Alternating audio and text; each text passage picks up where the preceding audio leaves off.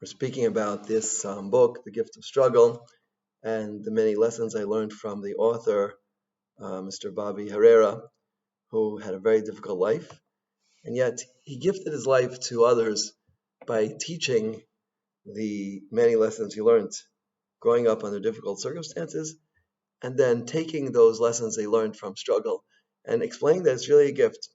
And you might think the observant Orthodox Jewish viewers who are watching this that it's strange that myself, as a rabbi and author of many books myself, that I'm turning to this book, which is an outside source from Torah literature. But we can learn from everyone, and in truth, in Ethics of Our Fathers and Pirkei Avos, it says, Ezu Chacham Halomin Mikol Adam in chapter 4, the first Mishnah. Ezu Chacham Halomin Mikol Adam, and the Bartanura of Spain explains that a person who learns from everyone, that's somebody who really loves wisdom, because he doesn't hesitate from taking wisdom from whatever source it comes from.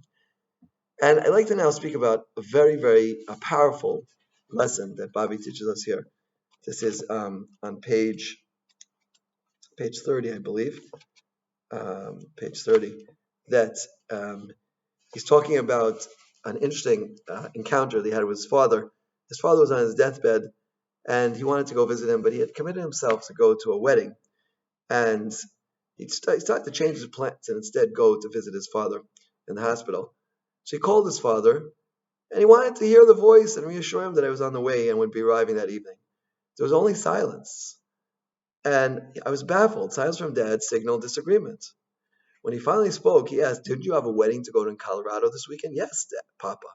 But my friend will understand. He knows how sick you are." "Did you give him your word?" "Yes, Papa, but he'll understand." Silence. To fill the intolerable void, I started arguing like a teenager wanted to borrow the car. But there was no amount of pleading that would change my father's mind. To drive home the point, he told me in colorful Spanish that I was welcome to change my plans, but he showed up, he wouldn't allow me in the hospital room. Knowing his mind was made up, I reluctantly kept my plans to attend the wedding. I was confused, frustrated, and scared to death that I wouldn't get there on time to see him. Few things mattered to my dad more than honoring your word. If you gave it, you kept it, no matter what. He fiercely protected this principle because for most of life, the word was the only thing of value he had. He made sure that all of us kids expected the same from us. And this is such a powerful idea. We live in a world where truth has almost disappeared. My friend, Rabbi Usher Sinclair, told me the other day that there was a couple of years ago, there was a court case. Somebody got in a plane and asked for a wheelchair. A very healthy person. The guy in the plane said, "Are you handicapped?" He said, "No, but I identify with handicapped people." They wouldn't give him a wheelchair. They told him it's only for people actually handicapped. And he sued the airline and he got a very large settlement. So what's going on here? Because you identify something that makes it true? No. The truth is the truth. As I believe Mr. Ben Shapiro says, he says, a woman is a woman and a man is a man. Yeah, a person has to know what is the truth and what is not the truth, right? If you give your word, then you don't change it. And this is what Bobby has taught us, yeah, that a word of a person has to be sacred. And that has to be more important than anything else in the world. And that's called living by truth. And truth, the Talmud tells us in Shabbos that the truth is the seal of God.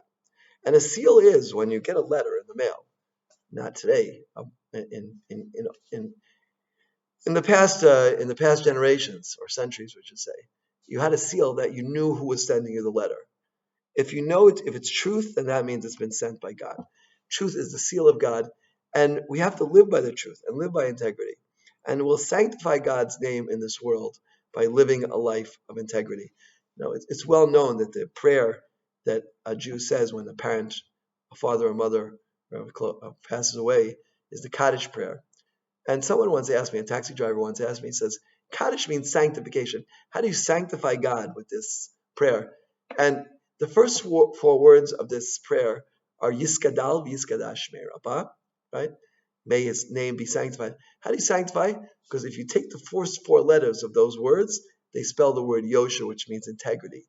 You sanctify God's name in this world by living a life of integrity. Whatever you do, it's completely honest and you're straight. I remember when I had a small court case because I slipped on the ice in New York and broke my ankle.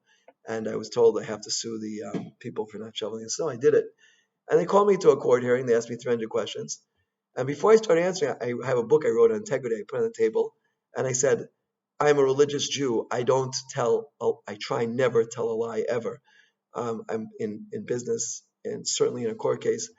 I'm going to try to be as close as possible as and to remember all the questions. And I was like very careful every question they asked me to try to remember exactly what happened. And the woman was just blown away.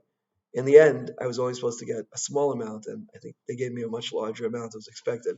And I believe it was because they saw that I was completely truthful, and I wasn't trying to just pull money out of them. And this is something we could really live today in a life where integrity is like almost disappeared.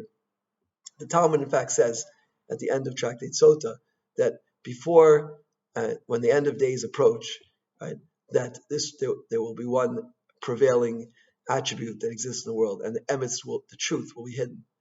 And one of my teachers, Rabbi Shlomo Brebda, said from his teacher, Rabbi Chatzkel Levenstein, he said it'll be hidden, but you can find it. You have to dig very, very deep.